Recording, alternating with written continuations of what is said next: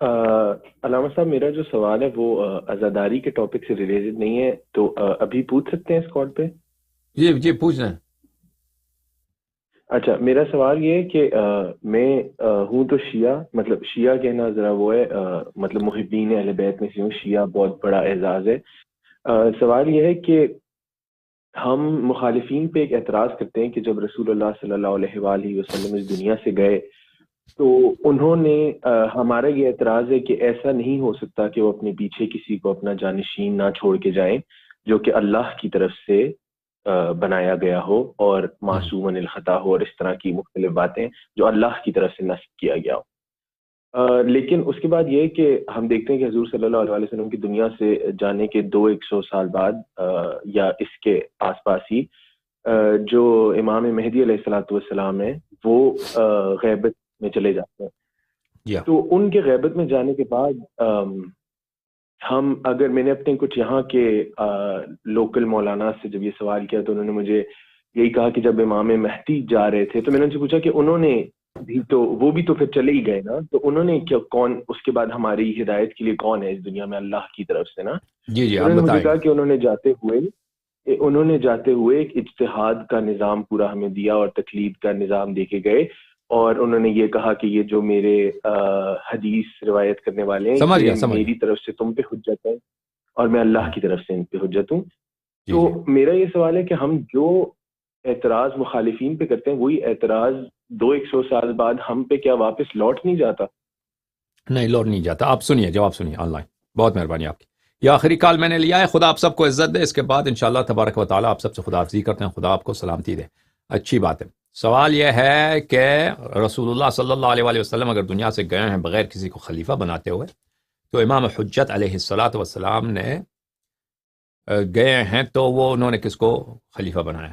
تو عزیزو، پہلی بات یہ ہے کہ امام حجت علیہ السلام نہیں گئے ہیں۔ تو امام حجت علیہ الصلاۃ والسلام کے پاس اگر طاقت ہوتی، ٹھیک ہے نا، لوگ ان کا حکم مانتے ہیں کہ وہ مثلا اسلام کی دولت تشکیل دیتے ہیں، تو اس کو غیبت کی ضرورت نہ ہوتی، غیبت نہ کرتے۔ اس لیے کہ لوگوں نے ساتھ نہیں دیا، لوگ نہیں مانتے، ان کو تکذیب کرتے ہیں۔ دلائل جاننے کے بعد مسلمان تکذیب کرتے ہیں، جیسے ان کے آباء طاہرین علیہ الصلاۃ والسلام کی حجج کو جاننے کے باوجود، صحیح ہونے کے باوجود، ان کے علماء کے پاس کوئی دلیل بھی نہیں ہے رد کرنے کے، یہ قبول نہیں کیا، تکذیب کیا، اور یہ کی بات دیگر ان کے آباء طاہرین علیہ السلام کو شہید کیا گیا، تو اللہ کے حکم سے وہ پردہ غیبت میں ہیں، لیکن وہ کہیں گئے نہیں ہیں، وہ اسی حالت میں موجود ہیں۔ لذا ایسی بات نہیں ہے کہ حکومت تشکیل دینے کے لیے طاقت ہے، پاور ہے، اور وہ انہوں نے کسی کو نصب نہیں کیا۔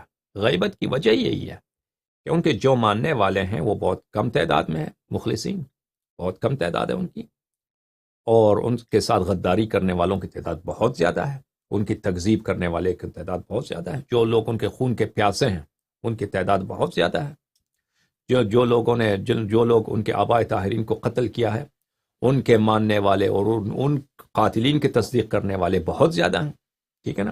تو اس لیے سوال ہی پیدا نہیں ہوتا کہ ان کے پاس اتنی طاقت ہو کہ وہ حکومت تشکیل دیں۔ ہاں، غیبی لحاظ سے معجزہ کر کے حکومت تشکیل وہ ہو سکتا ہے، سب کو غیب کے عالم دعا کریں کہ مطلب سب مر جائیں اور وہ حکومت تشکیل دیں، لیکن وہ رسول اللہ صلی اللہ علیہ وآلہ وسلم اور ائمہ طاہرین علیہ السلام کا یہ طریقہ کار نہیں ہے کہ وہ غیب کی طاقت سے معجزہ کر کے اپنے دشمنوں کو ختم کر دیں اور دنیا پہ قبضہ کریں۔ تو اللہ تعالیٰ کی حکمت یہی ہے کہ اس وقت تک کہ لوگ ان کی قدر جانیں اور ان کا حق جانیں اور اعتراف کریں، اور ان کے اتنے ماننے والے ہوں کہ ان کے بدولت وہ لشکر لے کے آ سکیں اور کفار کا مقابلہ کر سکیں، مخالفین کا خاتمہ کر سکیں، اس وقت تک، یعنی ظاہری اسباب ہوں، اس وقت تک وہ پردہ غیبت میں رہیں۔ تو اب یہ سوال کہ حکومت کے لیے کسی نے کو معین نہیں کیا نا، یہ تو سوال ہی بھیجا ہے، کیونکہ ان کے غیبت میں جانے کی وجہ یہی ہے کہ اتنے ماننے والے نہیں ہیں کہ ان کی بدولت حکومت تشکیل دیا جائے۔ ماننے والے کی تعداد پرانے زمانے میں یعنی 255 ہجری 260 ہجری میں جب غیبت صغریٰ شروع ہوئی تھی، اس وقت تو شیعہ تو بہت کم تھے۔ اب بھی جو شیعہ ہیں، اکثر جو شیعہ ہیں وہ امام زمانہ علیہ الصلاۃ والسلام کو کہ سبیل سے وہ کہ وہ منحرف ہیں اکثر جو شیعہ، اور وہ امتحان اگر ابھی امتحان ہو جائے تو اکثر شیعہ فیل ہو جائیں گے، ٹھیک ہے نا بھائی. اور شیعوں کی تعداد اب بھی کم ہے دوسروں کے مقابلے میں، اور جو مخلص شیعہ ہیں وہ تو بہت ہی کم ہے، نادر ہیں. لذا یہ کہ کوئی شخص ایسا ہو کہ لشکر لے کے آئے، مسلمانوں پہ امر و نہی کرے، وہ حدود جاری کرے، حکومت تشکیل دے، اس کا تو بات ہی غلط ہے نا، کہ کسی کو تشکیل نہیں دیا، اب کسی کو نصب نہیں کیا. اب صرف یہ بات رہ جاتی کہ توڑے سے جو شیعہ ہیں وہ اپنے دین پہ کیسے قائم رہیں، اپنے احکام کن سے لے. کیا اس بات کے لیے انہوں نے کسی کو جانشین بنایا ہے؟ جی ہاں، جانشین بنایا ہے. اب آپ کو مولوی صاحب نے بتایا کہ امام علیہ السلام دنیا سے گئے تو انہوں نے اجتہاد کا نظام تاسیس کیا ہے. یہ مولوی لوگ یہ جاہل ہیں، یہ بیوقوف ہیں. اجتہاد شیعوں میں 3 ہی اس زمانے میں. اجتہاد اس زمانے میں شیعہ علماء یعنی روات احادیث اجتہاد کو کفر سمجھتے تھے، کفر سمجھتے تھے. اجتہاد ان کے نزدیک بہت بڑی انحراف، فسق تھا، ٹھیک ہے نا. اس زمانے میں سب اتباع کرتے تھے احادیث اور روایات کی، نصوص کی. اجتہاد کو، رائے کو وہ کفر سمجھتے تھے. سنہ 480 کے اواخر میں تک شیعوں میں کوئی اجتہاد تھا ہی نہیں، یعنی شیخ طوسی کے زمانے تک. اور اس کے بعد بھی، شیخ طوسی کے بعد بھی بہت عرصے تک اجتہاد نہیں تھا، یعنی کم تو اس کے آغاز ہوا تھا، لیکن وہ رائج نہیں تھا. وہ اس کے بعد کئی 100 سالوں کے بعد اجتہاد شروع ہوا. امام علیہ السلام نے یہ فرمایا، وَأَمَّا الْحَوَادِثُ الْوَاقِعَةُ فَارْجِعُوا فِيهَا إِلَىٰ رُوَاةِ حَدِيثِنَا فَإِنَّهُمْ حُجَّتِي عَلَيْكُمْ وَأَنَا حُجَّةُ اللَّهِ. امام علیہ السلام نے حدیث کے روات کو، مشائخ حدیث کو، حدیث کے علماء کو، ان کو جو اس زمانے میں غیبت صغریٰ کے زمانے میں بوفور ہر شہر ہر محلے میں تھے، ان کی طرف ارجاع فرمایا کہ ان کی طرف مراجعہ کریں. اب جو مجتہد حضرات کہتے ہیں ہم راوی حدیث ہیں،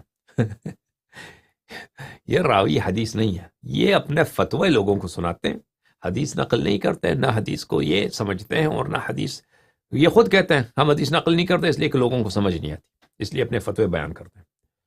تو یہ کب انہوں نے حدیث پہ کتاب لکھی ہے، کب انہوں نے حدیث نقل کیا ہے کہ حدیث یہ ہے تم اس طرح عمل کرو. تو امام علیہ السلام نے ارجاع دی ہے روات احادیث کی طرف، حدیث کے راویوں کی طرف، ٹھیک ہے نا. تو یہ کہنا کہ امام علیہ السلام نے کسی کو اپنا جانشین نہیں بنایا، یہ غلط بات ہے. جانشین بنایا ہے، کن کو بنایا ہے؟ کن کو بنایا ہے؟ روات احادیث کو، لیکن وہ ایک محدود دائرے میں. وہ جانشینی عام مطلق نہیں ہے، وہ جانشینی ایک خصوص جانشینی ہے، وہ احکام سنانے کے لیے، عقائد بتانے کے لیے، احکام سنانے کے لیے، شبہات کا جواب دینے کے لیے. وہ ارجاع روات احادیث کی طرف ہے، ٹھیک ہے نا. باقی جو دوسرے مطالب ہیں، مثلا حکومت تشکیل دی جائے، اگر شیعوں کی تعداد ایک وقت اتنا بڑھ جائے کہ لوگ حکومت تشکیل دے سکتے ہیں، شیعہ مخلص جو شیعہ ہیں، تو اس وقت غیبت کا کوئی وجہ ہی نہیں باقی رہے گا. اس وقت اتمام حجت ہوگا امام عصر علیہ السلام پر کہ وہ ظہور کریں. 313 مخلص جب پیدا ہوں گے تو وہ ظہور فرمائیں گے، ٹھیک ہے نا. اور اگر اس کے علاوہ کوئی ایسا مسئلہ پیش آ جائے تو ہر انسان، ہر شخص توسل کر سکتا ہے امام عصر علیہ السلام سے. اور جو بھی شخص مخلص توسل کرے خلوص کے ساتھ، تو امام عصر علیہ السلام کی بارگاہ سے اس کو جواب ضرور آ جاتا ہے، ٹھیک ہے نا. جواب ضرور آ جاتا ہے اگر انسان مخلصانہ توسل کرے. اور ہم نے اس حقیر نے بہت توسل کیے، اس کے جواب آ گئے، ٹھیک ہے نا، ائمہ طاہرین علیہ السلام کی طرف سے. آپ بھی اگر اس کو کر لیں، اگر خلوص کے ساتھ عبادت کریں اللہ کی،